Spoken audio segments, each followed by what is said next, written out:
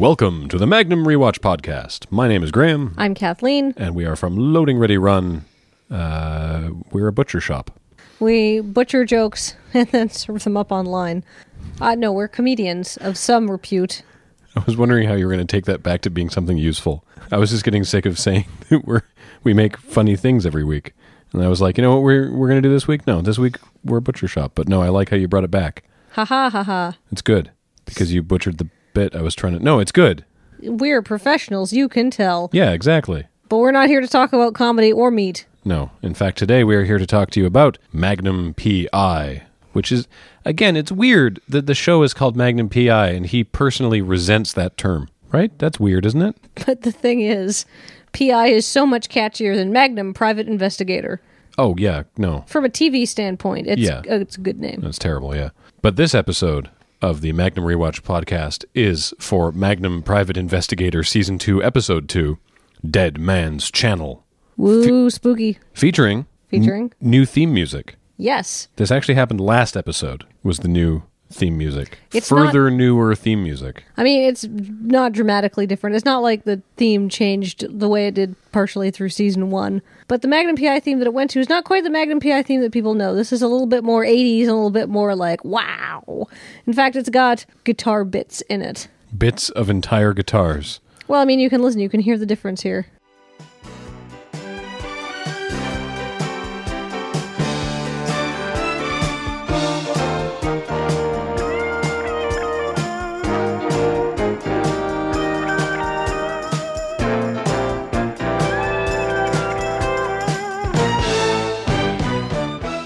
Those hot licks weren't there before. Now, do you prefer this, or do you prefer the previous Mike Post theme at the end of Season 1? No, I think I prefer this one. This is I think this is the classic Magnum theme we're on now. I had no idea there's so much variation in the Magnum theme, though. It's actually not the classic Magnum theme that we're on now. Really? There's still a further theme? No, we've already heard it. This theme with the hot guitar licks, only used for Season 2. Really? They go back to the original theme? Mm-hmm. Do they re-record it? I don't know. No. Yeah, I don't know why we only use it for Season 2. I think I prefer the other one better, but... I'm a big fan of hot guitar, though. Fair enough. Are you a fan of hot helicopter pilots? I mean, TC's okay. Well, he's also not in this episode. I know, he's not appearing in this film. Yeah, this is the first episode where one of the main four cast does not appear in it. You know who else doesn't appear in this film? Zeus and Apollo. That's true, they are referenced. Is this like... budget cuts the episode, like some of these scenes cost a lot of money to film, so we can't have the dogs or Rick or TC flip a coin. Oh, okay, TC, you're out. We had to film an underwater fight scene. Sorry, Roger, you're not in this episode. I think there's just nothing for TC to have done in this episode. Magnum doesn't need to exploit him to get anywhere. It's true, because it doesn't involve helicopters. It's only underwater. Yeah, it involves boats. And apparently Rick owns a boat. Yeah, I guess we should get into the episode. It starts, in fact, on a boat. Not Rick's boat. It's the episode doesn't start physically upon a boat. It starts on a shot of a boat. I don't think anybody assumes that if you start watching this episode, you'll be transported magically onto a boat, Graham. I mean, the setting for the initial scene is not on a boat.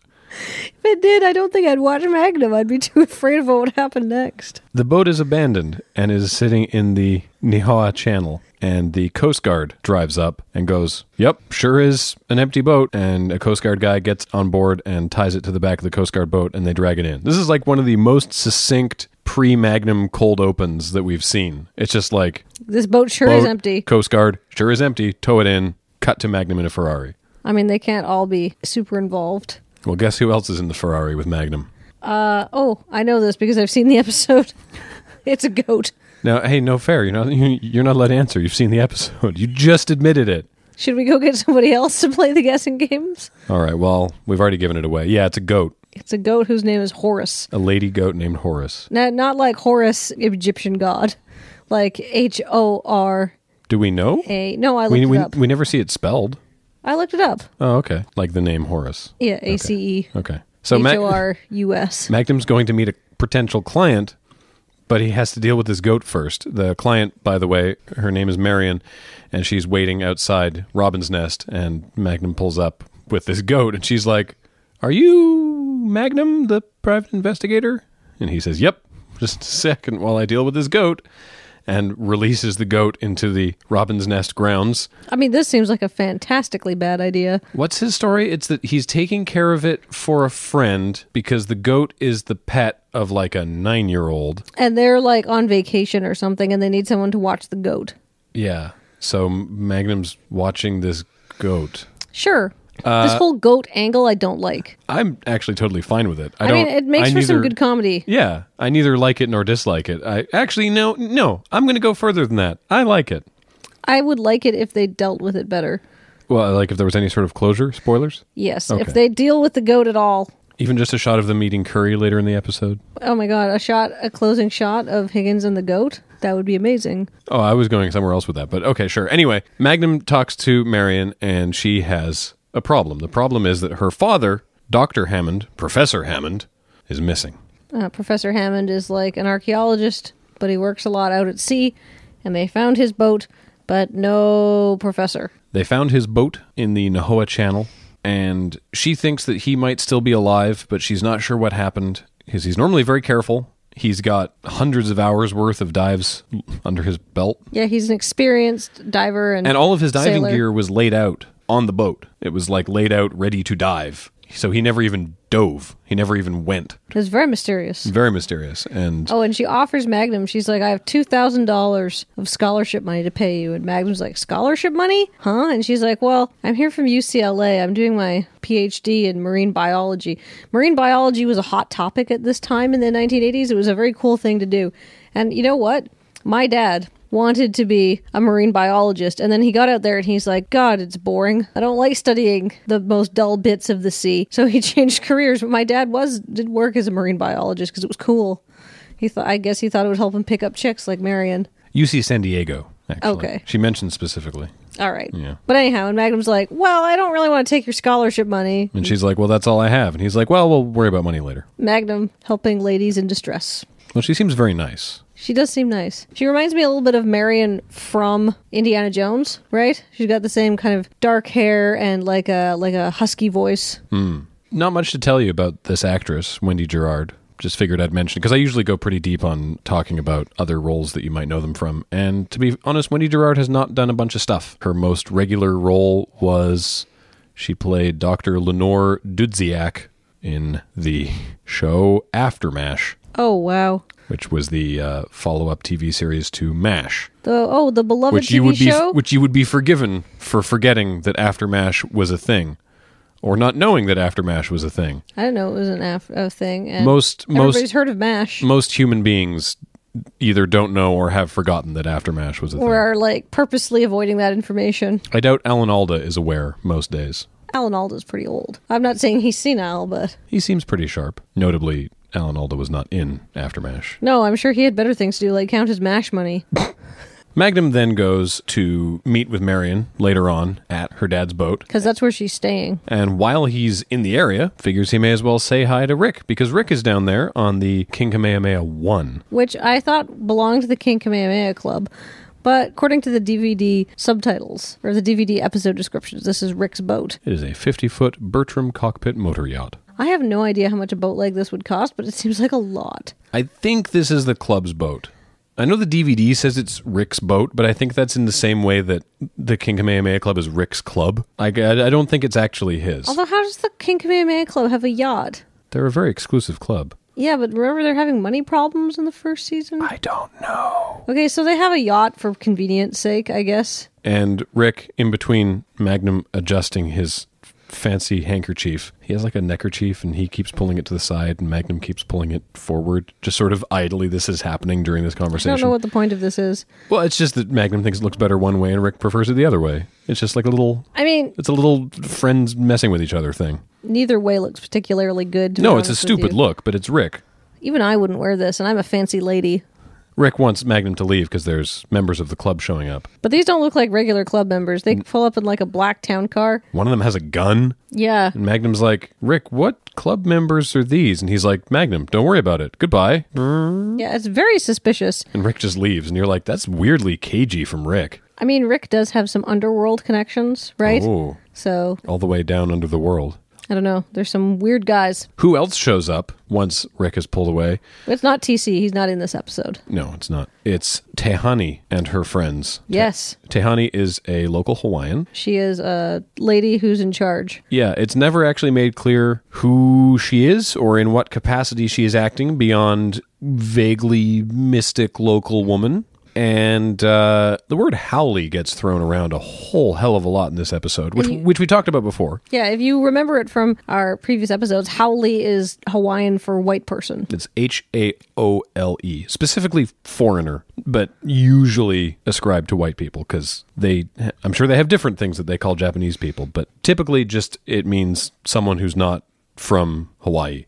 And it can be used anywhere from just a descriptor like polka dotted or corrugated to an actual like racial epithet depending on the delivery. Yeah, she says to him, in fact, I took notes, or I got the notes off the internet. Tehani says, "It's kapu for my people to talk of the channel. The Nihoa waters are sacred. They belong to Kanaloa." And Magnum says, "Kanaloa?" And Tehani says, "God of the sea. No haole may enter the channel. All who do die." That's very sort of traditional Hollywood, like, native mysticism, isn't it? Yes, it is. Is any of this legit? Well, I did a lot of work because the problem being these words are going by too fast. The Magnum Mania website has some very interesting spelling transcriptions, which are not accurate. But after some research, I did find a whole bunch of things that are accurate and some that are less accurate about this little exchange. But it's important to the whole episode because apparently Kanaloa, god of the sea, has cursed this channel, and any outsider who goes there will die. Now, Kanaloa is legit, right? He is, correct. Kanaloa is the old Polynesian sea god of death, darkness, water, squids, and octopuses. He's sometimes represented as a squid and sometimes as an octopus. He's said to rule over Luaomilu, the land of the dead. Now, I actually found a website that had a whole bunch of compiled oral histories about Kanaloa, but of course there's a big note here I have to give that the website gave and tends to be very accurate. A lot of these are oral legends and histories. There are various stories. There are lots of things that overlap. There are some things that are sort of unique, right? Because, you know, each little group of people and like the people living on each island might have had something slightly different. So I have thrown out anything that was extremely contradictory, but here's what I can basically give you. Kanaloa is typically associated with Kane, the god of fresh water, or the creator god. In Hawaiian mythology, Kane is the highest of the four major Hawaiian deities, along with Kanaloa, Kue, and Lono. So Kanaloa is very important. Mm-hmm. Is there a god of volcanoes in the top four? I'm just trying to think. If you live on the islands of Hawaii, salt water, fresh water, and the flaming hot magma that comes out of the earth are probably things you interact with more often than other stuff. You know what? I actually just spent my time looking up Kanaloa and Kane because they're a paired team. I didn't look into Ku and Lono and all the other gods because Hawaiian mythology is part of sort of a greater Polynesian mythology. If you're familiar with any of the First Nations legends around here, there's gods and spirits that represent many of the natural occurring phenomenons and animals and everything. So I'm sure they have a volcano god or a god that symbolizes that. However, I don't know who that might be off the top of my head. Anyhow, like I said, Kanaloa and Kane are connected because Kanaloa is like the flip side of Kane, right? So he's, like I said, death in the underworld. Kane is the creator, but fishermen can also call on Kanaloa for protection. If you wanted to go find them, they both live in a place called the Lost Islands, or islands hidden by the gods. Cool. And these islands may be seen on the distant horizon, but you should never point at them. And interesting, because Kanaloa is sort of the bad guy and Kane is the good guy, even though they're sort of paired. Kanaloa is described as being tall and fair, and Kane is dark with curly hair and thick lips. Interesting, huh? Mm-hmm. As I said, Kanaloa kind of the badder god, even though he's one of the very four important gods. Some people think that this reading of it is actually the result of European missionary efforts to recast the four major divinities of Hawaii in the image of Christianity. So, you know, they had these gods, and then when missionaries came along and started trying to repress Hawaiian culture and religion, they were like, well, I mean, like Kanaloa, because he rules the underworld, is like the devil. And so I think it's really interesting that Kanaloa, the bad god, because of, possibly because of Christian missionaries, also kind of looks probably more like a white guy than the good god. So I guess these Hawaiians knew that the whitey was out to screw them even back then. Because I brought it up, and I know it's going to be bugging other people the same way it was bugging me, I looked up those other two gods of the four major deities. Mm-hmm. Ku, Ku, is the god of war, and Lono is the deity associated with fertility, agriculture, and peace. Nice. Thought I'd mention that. So the second part of that, the Nihoa waters are sacred. Yeah, tell me about the Nohoa Channel. The Nohoa Channel, well, doesn't quite exist. Oh. Okay, however. Okay. There is an island called Nihoa. If you know how we mentioned that there's a ton of islands in Hawaii a few episodes ago? The northwestern part is all uninhabited, and the closest northwestern uninhabited island is actually Nihoa. And it's on Google Maps, but you have to know exactly where to look and zoom way in. And there's no street view. And the channel between that and a different island is actually not the Nohoa Channel. There is no Nohoa Channel that I could find. Interesting. So Nihoa is really far from Oahu. Like I said, it's on Google Maps, but you can't street view it or get directions to it because there's nothing there. So it's really hard to get an accurate reading without actually me going to the library and getting an atlas and measuring, which I did not have time to do between looking this up last night and recording this podcast. However, I did very roughly guesstimate it by looking at a map that I found online, and it's about 450 kilometers from where Honolulu probably is my extremely rough internet guesstimate. So even if that was the Nohoa Channel, there's no way they could get out there quickly on a boat. Fair enough. So what is the channel closest to Nihoa? If you're wondering where they might be in real life, well, that would be the Ho'omoa Channel, which separates Nihoa from Lehua. And you're like, what island is that? Well, it's the closest island to Nihoa and Kauai. My mental picture of the Hawaiian Islands is a complete omnishambles right now. Yeah, I looked at a map. Good for you. Is that channel. And so it doesn't exist. They made it up for the show. Absolutely. And cool. I have one more piece of trivia for you. All right. I prepared notes. I'm reading off notes. This is the most organized I've ever been for this podcast, and I want everybody to appreciate it. I appreciate you. Spoiler, they go out to the Nihoa Channel. What? I know. And when they're in the boat, where the Nihoa Channel is supposed to be, they're actually right off the coast of Oahu, close to where the Robin's Nest estate is. Oh, you mean like the shooting location? The shooting location. That makes sense. I got one more piece of trivia for you, actually. What? No. Well, because Tahani says, it is kapu for my people to talk of the channel. The Nihoa waters are sacred. They belong to Kanaloa. Oh, yeah. I didn't look up kapu. I figured it was forbidden. Sort of. Kapu refers to an ancient Hawaiian code of conduct of laws and regulations, and it was universal in its application, and an offense that was kapu was a corporal offense. Oh, like they'd give you a spanking? It was strictly enforced. The Hawaiian word kapu is usually translated to English as forbidden, although it also carries the meanings of sacred, consecrated, or holy. It's just sort of like, you can't do that, it is kapu. You know how on Star Trek, everything that Worf encounters is without honor? Yes. Yeah, kapu can be applied kind of liberally like that. Okay. Like, that is kapu. They aren't allowed to talk about the waters, even though they're talking about the waters. And Magnum, by the way, replies in this scene. He's like, really? Because the Navy's been going out on this channel for years. Nothing's happened to them yet. And Tahani's like, everything is done in Kanaloa's time, which is like, God moves in mysterious ways. Magnum's not super worried about it. Magnum is not a superstitious person, apparently, even though he believes in remote viewing and, wasn't completely incredulous during the Curse of the King Kamehameha Club. You're just not going to let him off the hook with that remote viewing thing, huh? No! I'll be bringing this up when we're recording episodes for season 8 of this podcast. We're like, remember way back in season 1? Actually, I'll be older then, so, hey, remember way back in season 1, Graham? When Magnum, that young whippersnapper, said he believed in remote viewing? What a bunch of hogwallop. It's only going to take us like 3 years to complete this podcast. Well, people don't know how old I am. I could already be at crone level. Well, I appreciate you dialing back the crone for the recording sessions. Anything for you. Thanks. Magnum goes aboard the boat with Marion. They open the door, and the place has unsurprisingly been completely ransacked. It's trashed. It looks like a scene out of Snatch. Don't they trash something in Snatch? What a weird reference. That happens in that movie, right? Sure. Everything's kind of messy in Snatch. Exactly. Okay. Magnum looks around the boat, and Marion walks in and finds a photograph of her cut to ribbons and then stabbed with a ceremonial knife. And they have wrecked the tabletop underneath that photo. It is very, very rude what they have done to this boat. Truly monsters. Magnum decides that they should take this knife to a professional so they can try and get a better idea of what it is and who could be threatening them.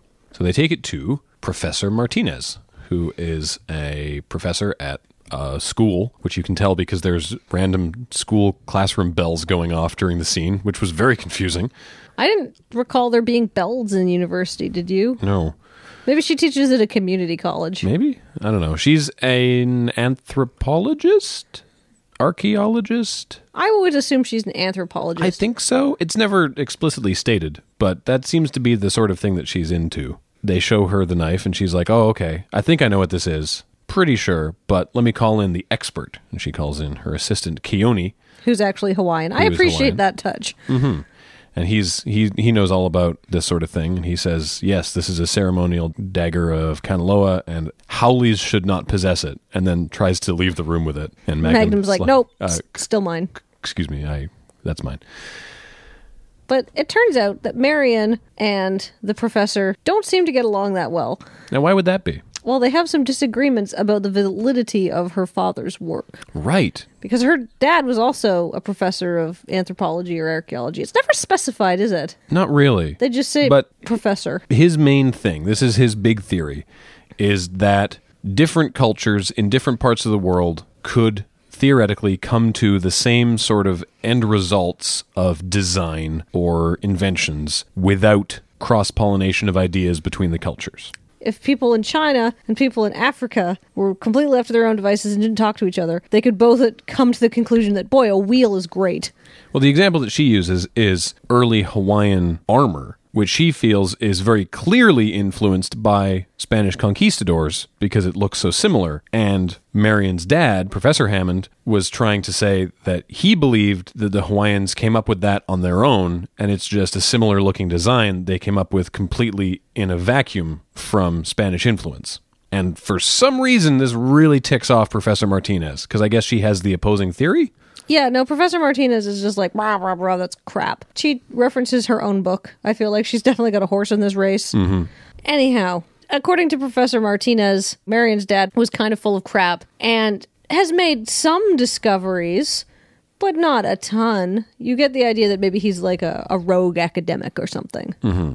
We now presume that he was out there in the Nohoa Channel trying to somehow prove his theory. But what could he possibly have been looking for? It's still a mystery. If he was out there looking for archaeological evidence, that's even weirder, because why would you kill somebody about that? Yeah, that's messed up. So Magnum is confused, and he notices that Marion does not like Professor Martinez, but not much more comes of it other than the fact that this is a ceremonial dagger of Kanaloa. And then the bell rings, and Professor Martinez has to run off to class, which is a great time for me to tell you about, I'm going to say Ina Balin. Balin?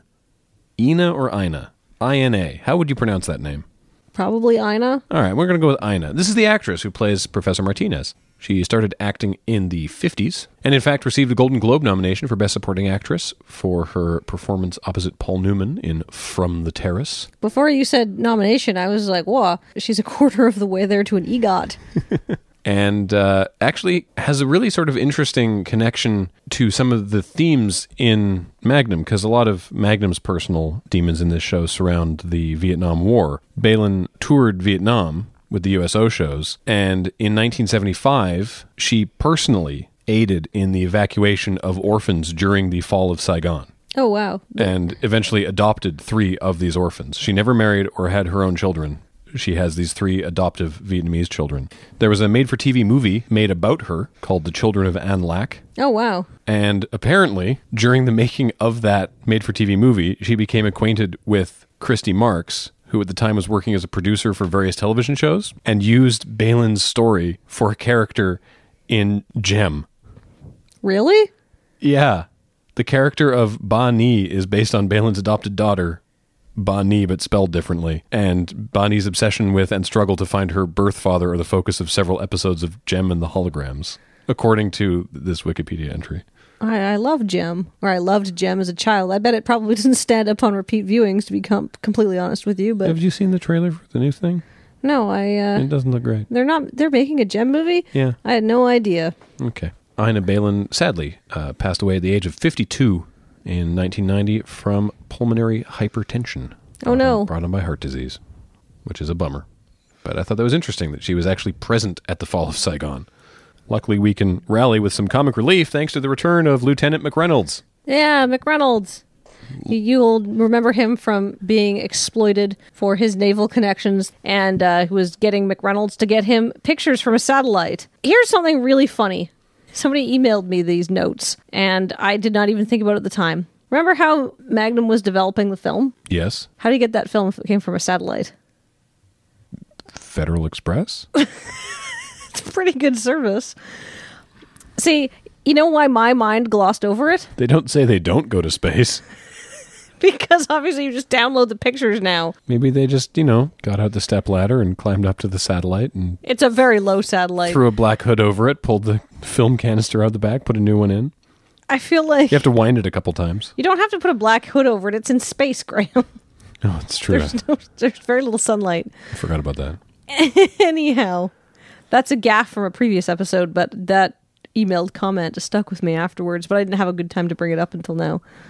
We see McReynolds. He's eating ice cream because he's just been through a breakup. He was engaged, and then she left him for like a bodybuilder or something. A tuna boat captain, actually. That's even worse. Yeah, Eat the ice cream, McReynolds. You deserve it. Magnum convinces McReynolds to help him. He's looking for a list of every boat since the dawn of time that could have possibly gone down in the Nohoa Channel. I have a hard time believing the Navy has these records. Right? Like, what the hell? And they go back a long way. He's like, for the past, I don't know, X hundred years. 600 years. And it's like, what? Why would the Navy have, what? Okay, sure. So anyway, he convinces McReynolds to help him, like, threatens that he knows his general or whatever. It doesn't actually matter. He gets the information and goes back to Robin's Nest to get Higgins to take a look at it. Higgins, by the way, is very confused. Higgins is having a moment. Because Magnum walks up and... Actually, he's more like having a meltdown. As Magnum approaches him, you can hear Horus the goat bleating in the background. And Higgins is like, Magnum, do you hear that? And Magnum plays dumb and is like, no, hear what? He's like, it is unmistakably the call of a kudu. It's a kind of antelope? Yes, the kudu is a woodland antelope found throughout eastern and southern Africa. And it's got crazy horns. They're quite cute. They're pretty cool looking. But he, of course, knows what a kudu buck sounds like because he studied them carefully at close range when he was at the Zambezi River somewhere in Africa during one of his deployments or whatever. It's not really clear. I'm simulating the random goat noises that pepper the background of the scene. Which Magnum doggedly pretends to not hear, and Higgins is like, maybe I'm going a little batty today. That's weird. And yeah, Magnum's gaslighting Higgins. Majorly. Like, it's really mean. It's super mean. So Higgins looks over his notes and is like, oh, this is interesting. And Magnum goes, what? He's like, well, there's no native boats. Oh, that was a terrible goat noise. I'm sorry. I can do better than that. No native boats have ever gone down in the Nohoa Channel. And meanwhile, I'm like, yeah, or Whitey didn't bother to register them. Probably that. Yeah. But specifically, there was a Spanish galleon that went down in the 17th century. And for that, the light bulb goes on over Magnum's head. That's what the light bulb sounds like. Well, that's what the goat sounds like. I just wanted to make another goat. I think I'm pretty good at making goat noises. They sound great to me. I don't know how they sound in real life. They're not great. Really? Oh, no. I thought I was good. Oh, crap. Is this like my ability to burp on command is not as good as I think it is? Because I've always been impressed by it. No, the ability to burp on command is stellar. You're still burping on command. Can you burp on command? No. Well, there you go. No, that's the thing. You're way better at burping on command than me, and good job. But it's still a really terrible skill to have. Burps, the quality of the burps themselves is different from being able to do it. Anyhow. I actually thought your goat noise was fine. Okay, thanks. I was just giving you a hard time. Thank God. Higgins says that maybe he's had a little bit too much whiskey, and he goes inside, while Magnum realizes, oh my goodness, there's sunken treasure. Because realistically, why the heck would you murder an archaeologist unless he was about to find something worth a lot of money and you wanted to get there before he did so you could have something worth a lot of money? That makes a ton of sense. So, time to go get the sunken treasure. So Magnum gets Marion and gets Rick on side because he's going to split the sunken treasure with Rick, obviously. And they get back on board the King Kamehameha I, and they're about to cast off when a man in a Hawaiian shirt and traditional Hawaiian mask, carrying a traditional Hawaiian knife, makes a traditional Hawaiian lunge at Magnum. It's a traditional Hawaiian club. Oh, it's true. It's not the knife, it's the club. He hits Magnum gives him a firm drubbing on the back of the head. Yeah, and Magnum like drops like a bag of rocks into the water. So then Rick runs down and leaps at the assailant and knocks him into the water. And then, just to fit in, Marion's like, well, I guess I'll jump in too. No, she dives down because she knows how to dive, because her dad taught her how to dive, and gets Magnum because Magnum is sinking like a rock. I know, but it was funnier the way I said it. Yes, but less accurate. Fine. So Rick pops up, Marion pops up, she's got Magnum, Magnum's okay. No sign of the other guy. Until the scene cuts and we find out that he is in fact drowned because I guess he sucks at swimming?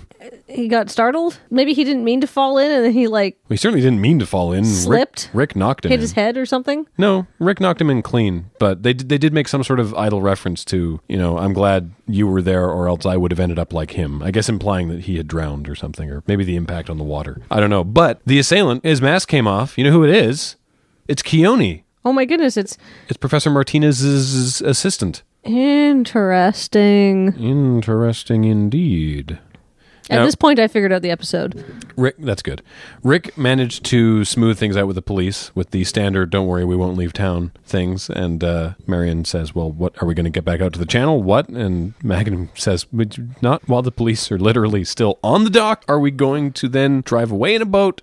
Because that looks suspicious. Also, maybe Magnum shouldn't go out diving after being clubbed in the head to unconsciousness. He's maybe a little concussed. Maybe take it easy for a day or two before you go back out there. So in the meantime, maybe let's go talk to Professor Martinez about her crazy assistant. And why she might try to kill Magnum. Magnum is super, super sure that there is something very valuable out there now, because this is nuts. Yeah. Probably 2 people have been murdered at this point. For her part, Professor Martinez is in disbelief that Keone would do anything like this. Because, he's been her assistant at the school. He's normally so quiet, maybe a little reserved, but whatever. And I don't know what he could possibly have to gain from this. She has a picture of him, like a framed picture of him, which is weird. I don't even have a framed picture of one of my cats. Yeah. I love my cats. You absolutely do? I guess there's one here, isn't there? No, it's at home. You have the drawings that Kate got Nick to do.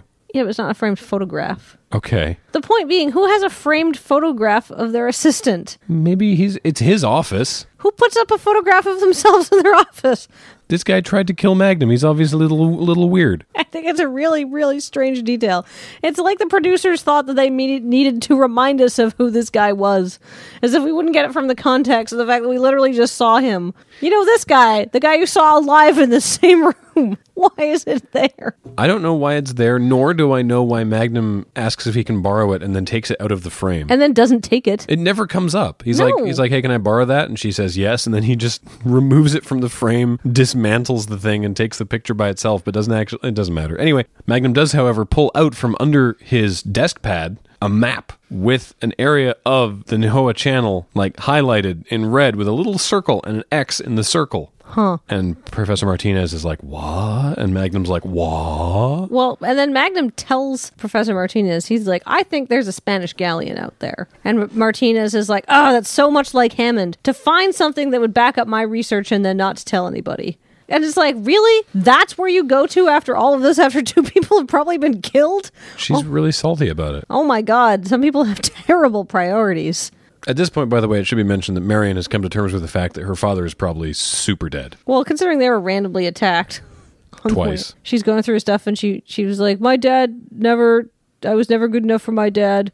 I even learned how to do all the water things that he liked so much, like just diving into it and the learning about the animals that live there in the water. And it still was never good enough. But then she finds all this, I found all the things that my dad and his photos of me and all my report cards, and he kept it all, and he really did love me, but he never told me. It was very sad.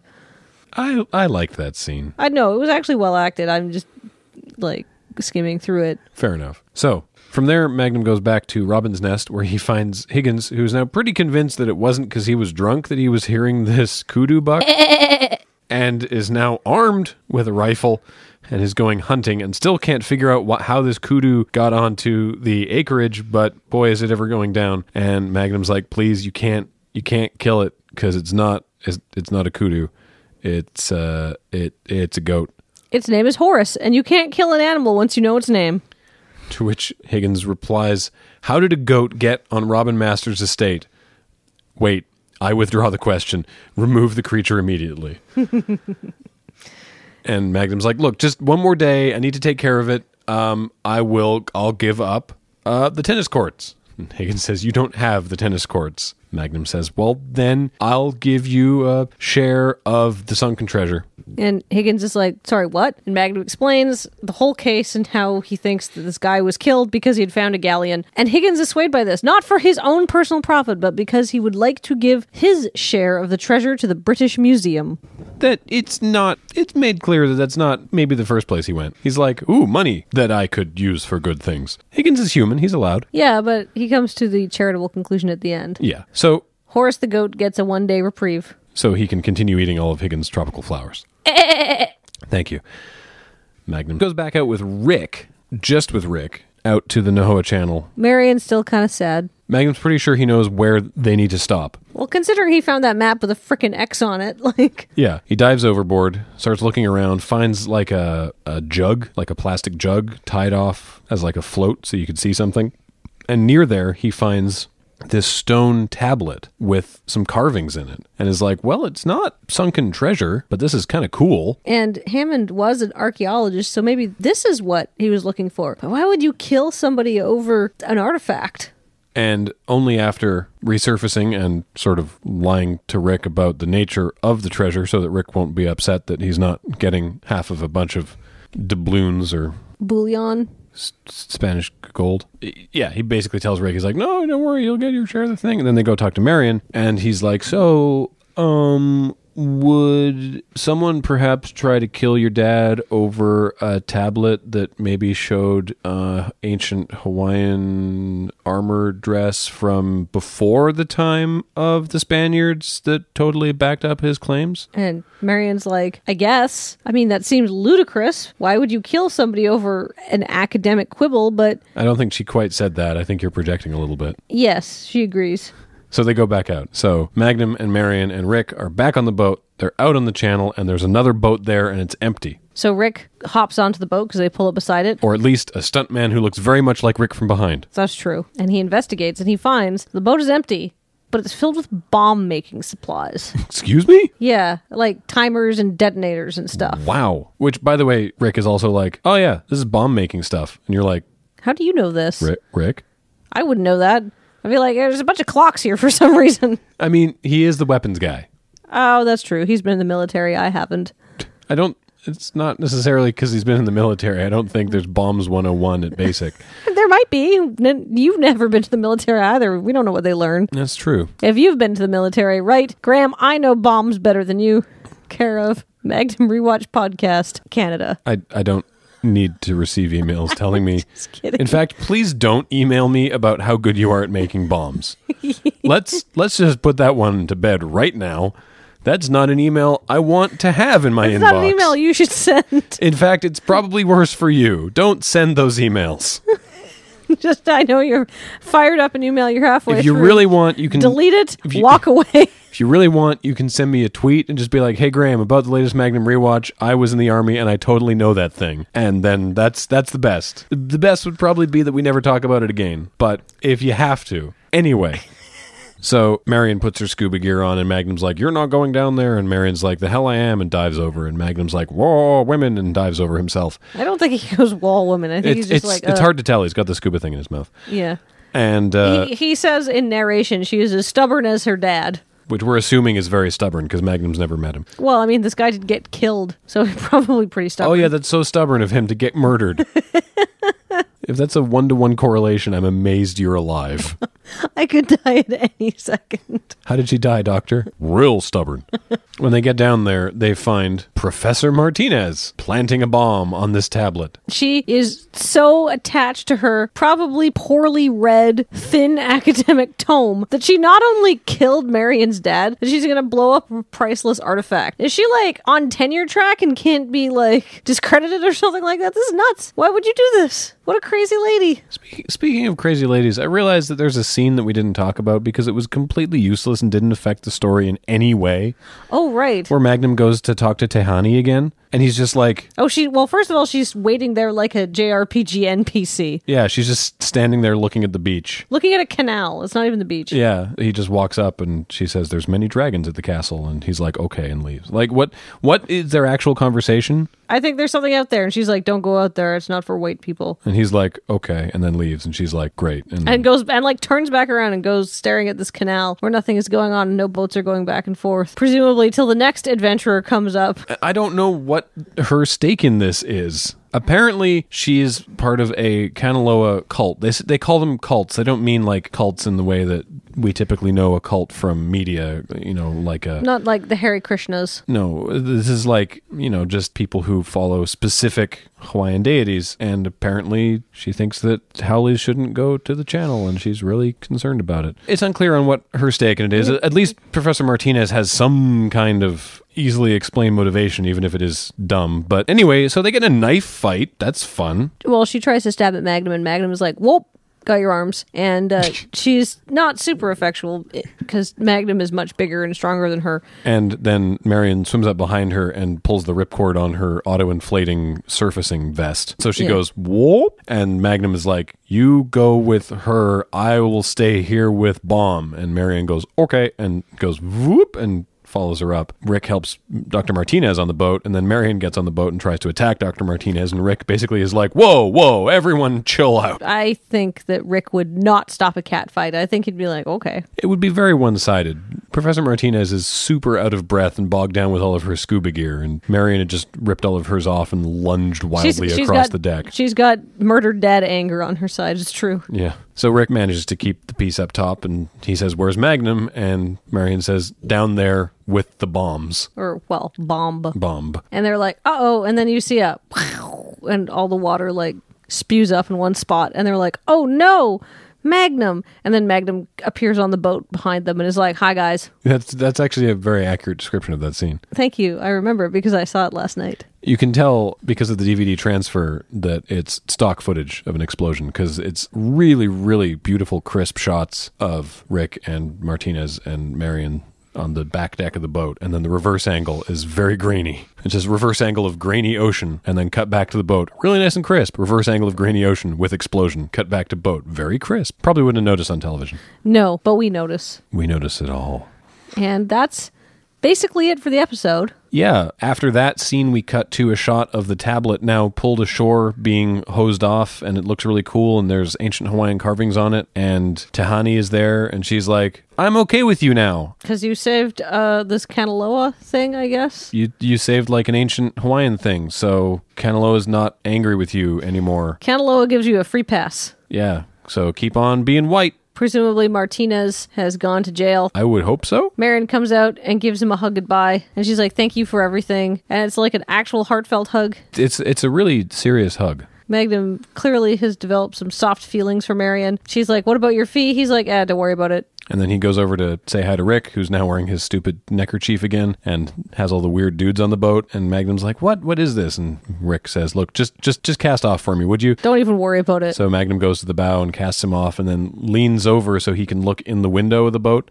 And they're gambling. It's offshore gambling. It's just a place for these presumed ne'er-do-wells to come and have a gamble in a place that's not enforceable and secret. Right, with real money and stuff. With real money. So yeah, exactly. You mentioned Underworld connections. Rick is just, this is a little under the table action. Side business for Rick, I guess. Get into my boat and lose your money. Do, do, do, do, do. Well, Rick is presumably just being paid as a venue. He's not actually participating in the game. No. But in his excitement to look through the window, Magnum hasn't realized the boat has started to move away from the dock, and he now has his hands on the boat and his feet on the dock and is being stretched further and further, and then he slips and falls into the water between the dock and the boat, and freeze frame end credits. Okay, see, this is why I don't like that goat thing, because it doesn't get resolved.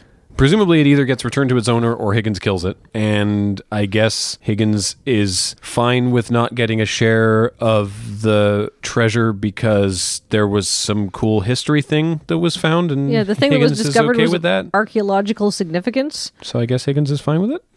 I mean, I feel like out of all the people involved, Higgins is the most fine with something fancy and of archaeological significance. I thought this episode was fine. I thought it was also fine. I'm glad we agree. Until next time. Well, no, hold on. Okay, so this episode had no problems. Uh-huh. It had an okay twist. No problems apart from the sort of the mystical native trope. But I mean, like, it doesn't have any construction issues. Oh, no. I mean, I guess it was kind of necessary just so you could be like, oh, there's a curse. But I think they could have handled it, but I don't know. I feel like in the original screenplay, there's a payoff for the goat. I would hope and so. And it just got cut because the episode was running long or something like that. The writer for this episode, by the way, Diane Frolov, was nominated for a Writers Guild of America award for her later work on the 6th season of The Sopranos. So she got better. This is her first television screenplay. This is pretty decent for that, then. Yeah. There's nothing terribly wrong with this. Nope. It's just not great. It's not as good as many of the episodes of Magnum Season 1. Yeah, we feel that Season 2 is not starting off as strongly as Season 1 was. What did I give the last one? A 6? I think. Give this one a 7. This one's better, yeah. But it's not amazing. I'm not like, wow, this was great. I loved it. Or I did not see that coming. Or that was really elegantly written. Yeah, I thought it was fine. I'm looking forward to next episode, The Woman on the Beach. I mean, that description could mean anything. It could mean any number of things, actually. We've seen a lot of women on beaches already, and we're only 20 episodes in. Yeah, there could be anything with that. I was actually pretty excited for Dead Man's Channel, just by the name. I'm going to temper my expectations for season 2. Fair enough. I mean, the show went for 8 seasons, so presumably it picks up. I mean, I hope it just doesn't settle into this, because this is fine, but not incredible. Like, there's some really good episodes in season 1 that made sitting through the bad episodes okay. Mm-hmm. I think if this show just settles into being average, then I'd be less inclined to keep watching it. It would be disappointing after such a strong start. It might be that I think the first season of pretty much everything is the best. My favorite season of Red Dwarf, first season. Can you find me examples other than Red Dwarf? Because, like, one of our favorite TV shows combined, our favorite shows, is Next Generation, and season 1 was not good. Oh, season 1 was absolute garbo, you're right. I think regardless, we're looking forward to seeing what the rest of the show brings. So let's do our count updates. I don't think we updated anything. No murders without consequence. No self-aware looks at the camera this episode either. No. Well, now, no murders without consequence. The Magnum committed. Rick did knock that guy into the water, and he did die. Yeah, but these are Magnum murders. We haven't counted them when other people have done them, so we should count them when Rick does them. That's true. That's fair. There was no unsafe running tips. Thank God. That's the most dangerous of them all. And while I think the native, mystical, not white people were problematic, they weren't racist. They're just like, oh, that trope. Yeah, it was okay. I don't know enough about Hawaiian culture to be definitive, but it wasn't insulting. I don't think so, but I don't know. That's the thing. That's why I'm like, do Hawaiians look at this and see what the First Nations see when they look at the depiction of an Indian with the feathered headdress being like, how paleface? Like, I don't know. I'm not. Right? That's the thing. I don't know. I'm not Hawaiian. Right. That's what I'm saying. I don't know if it's bad or not. It feels like it really could be. I don't know. That's why I am reserving judgment for later. Then I'll come in and say, I reserved judgment. We heard from an expert. Judgment for 2, please. I would like, yes, you can see us right away. Lovely. Okay. Then we'll be seated at our judgment table from where we will judge. Well, we have to have a judgment sommelier, though, is the thing. It's important to reserve judgment well in advance. You'd think that the internet has tons of judgment to go around, but actually not as much as you'd think. Speaking of the internet, our ability to do this podcast for you is brought to you by you and your kind support of our Patreon at patreon.com/loadingreadyrun. We super appreciate it. It doesn't just support this show, but in fact, basically all of the shows that we do on our website, loadingreadyrun.com, and our YouTube channel, youtube.com/loadingreadyrun. So check that out, and we would super appreciate your support. And we do appreciate the support of those of you who already do that. So thank you. Until next time, Zeus, Apollo, get that goat.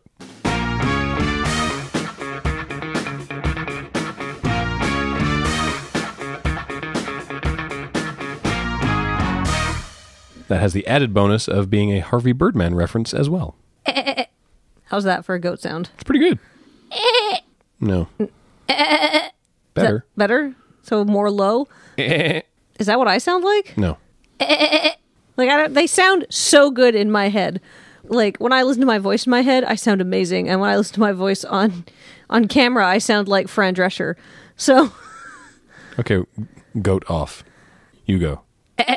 Wait, that one wasn't very good. Hold on. No, that was bad too. Now you've stressed me out. It's very stressful. If I may? Yes. Ah! Okay, you win. Yay.